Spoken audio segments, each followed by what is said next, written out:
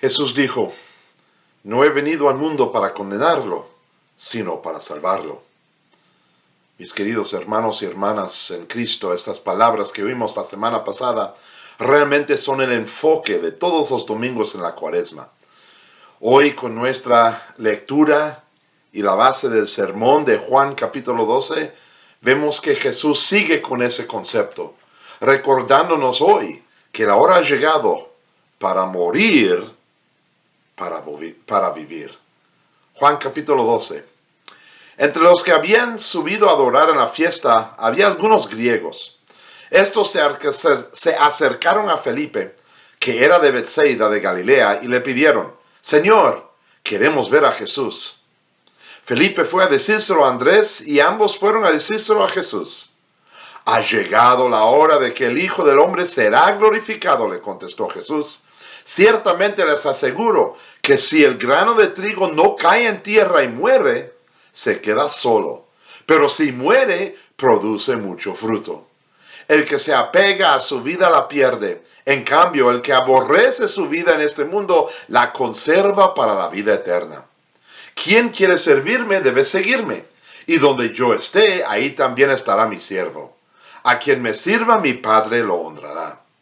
Ahora todo mi ser está angustiado. ¿Y acaso voy a decir, Padre, sálvame de esta hora difícil? Sí, precisamente para afrontarlo he venido. Padre, glorifica tu nombre. Se oyó entonces desde el cielo una voz que decía, ya lo he glorificado y volveré a glorificarlo. La multitud que estaba ahí y que oyó la voz decía que había sido un trueno. Otros decían que un ángel le había hablado. Esa voz no vino por mí, sino por ustedes, dijo Jesús. El juicio de este mundo ha llegado ya, y el príncipe de este mundo va a ser expulsado. Pero yo, cuando sea levantado de la tierra, atraeré a todos a mí mismo. Con esto daba Jesús a entender de qué manera iba a morir. Hermanos y hermanas, este es el Evangelio de nuestro Señor. En el nombre de nuestro Señor Redentor, el que vivió perfectamente por nosotros y quien se entregó a la cruz para morir por nosotros, mis queridos amigos y amigas en la fe. Creo que todos estamos bastante conocidos con la realidad de lo que es la siembra y la cosecha. Yo sé que en mi casa a mi señora le encanta tener un jardín, mientras que su concepto es de un jardín muy grande. Cada año sembramos menos y menos. Porque realmente para tener un jardín hay que ocupar bastante tiempo. Hay que quitar la hierba mala, hay que cuidar las plantas y hay que asegurar que cuando venga la flor se sigue por fruta. Yo sé que algunos de ustedes trabajan en las viñas aquí en el Valle de Yakima. O quizás otros trabajan en los lugares donde sembran y crezcan las manzanas y otras frutas, peras, etc. Por eso ustedes saben bien que después de la flor viene la fruta. Y si no hay flor, no podremos tener fruta. Jesús tiene este concepto en mente cuando Él habla sobre un grano de trigo. Un grano de trigo que necesita caer a la tierra para poder producir fruta. Es decir, el grano de trigo, la semilla, tiene que morir antes de que pueda producir fruta, mucha fruta.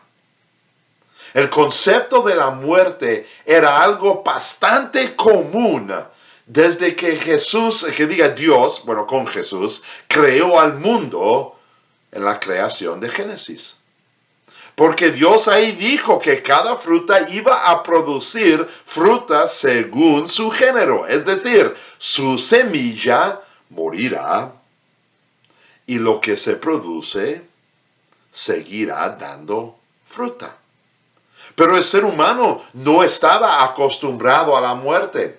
El ser humano en su edición perfecta, antes de caer al pecado, el ser humano tenía el concepto de la eternidad. Pero cuando el ser humano, Adán y Eva, cayeron en pecado, vino la muerte.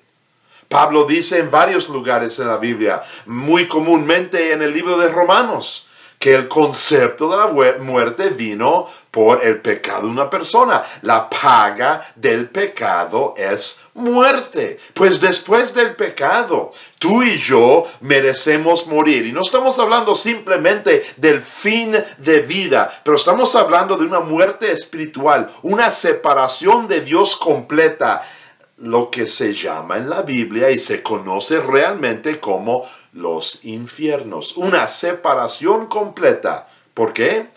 Porque Dios es justo. Y Dios no puede vivir con la imperfección. Él necesita tener y requiere la perfección. Y el ser humano que peca, ya no es perfecto. Y por eso no puede vivir con Dios. Pero vemos en Génesis y el resto de la Biblia que cuando Dios vio la muerte por el pecado, su plan era que uno muriera para dar vida a todos.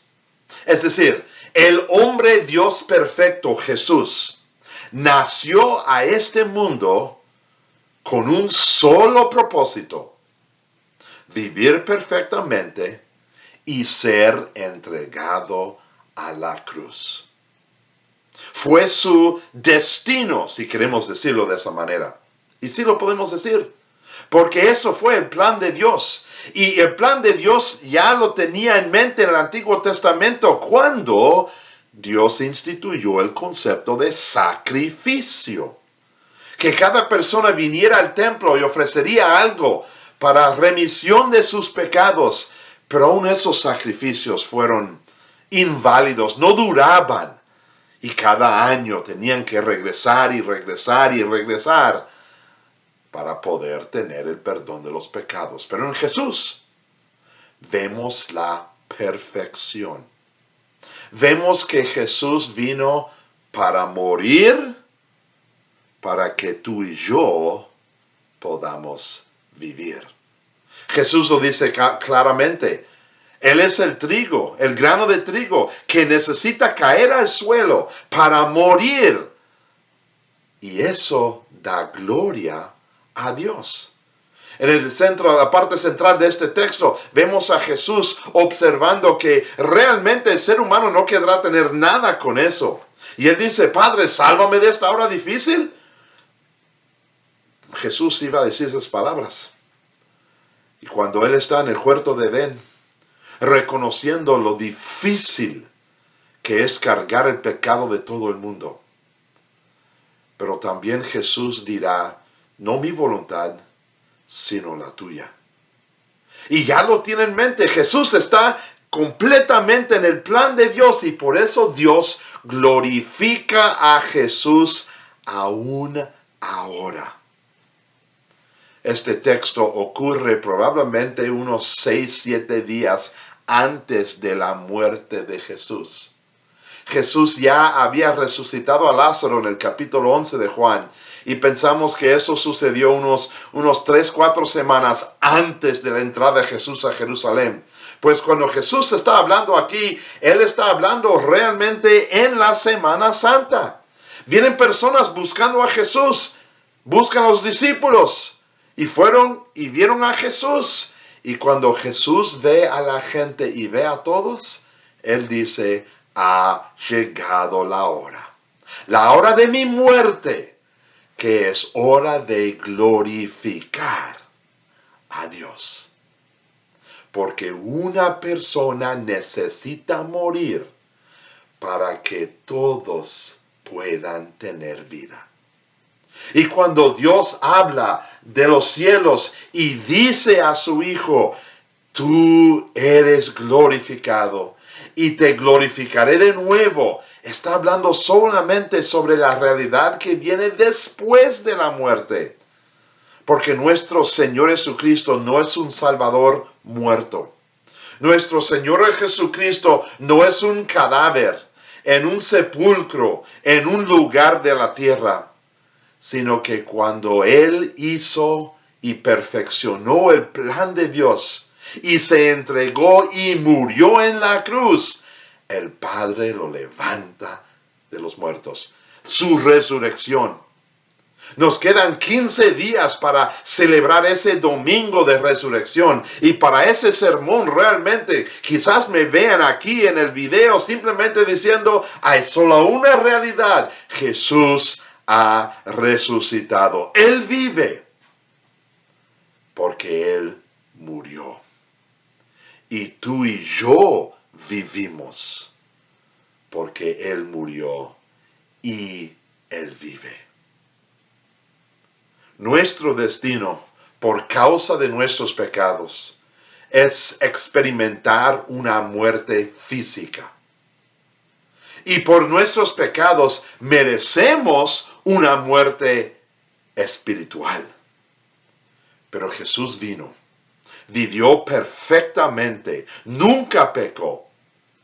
Y en esa perfección Él fue entregado. Y Él murió en la cruz.